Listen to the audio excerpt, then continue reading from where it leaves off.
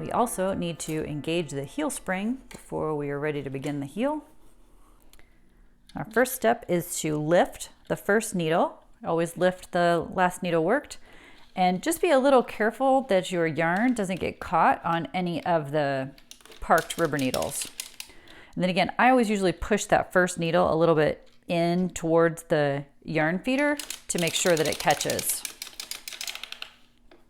I'll show you again on this side. Again, we're going to lift one. Here's the first needle, and I kind of just push it back towards the yarn feeder to make sure it doesn't drop. Continue lifting one at a time and adjust your heel forks up as necessary. Always watching to make sure that last stitch knits. If it stops knitting, that's usually a sign that it's time to adjust your heel forks. So here I'm lifting the last one before the target mark on the first side, just as usual.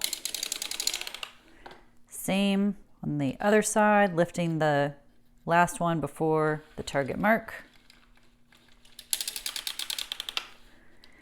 And now I'm going to push down 2 needles.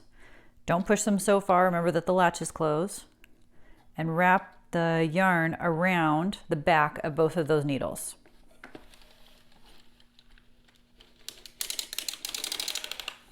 Same thing on this side. I'm going to push down 2 needles, wrap the yarn around the back, crank forward.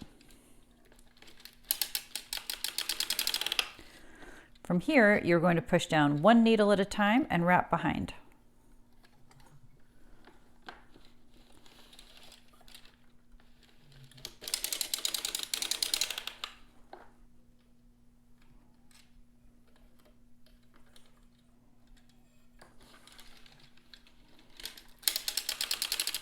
I'm now at the last needle, ready to be lowered before the main mark. So I'm going to lower that one, but actually then I'm also going to wrap my yarn around the lifted needle beside it. Oops, I just lifted that right out of the yarn feeder. So I've wrapped it behind the one that I pushed down like usual, and then also behind the next lifted needle. Then I'm going to do the same thing on this side. I'm going to push down the last needle before the halfway mark and wrap around the back of both that needle and the last lifted needle before that. But this time, just crank until the halfway mark is at 9 o'clock.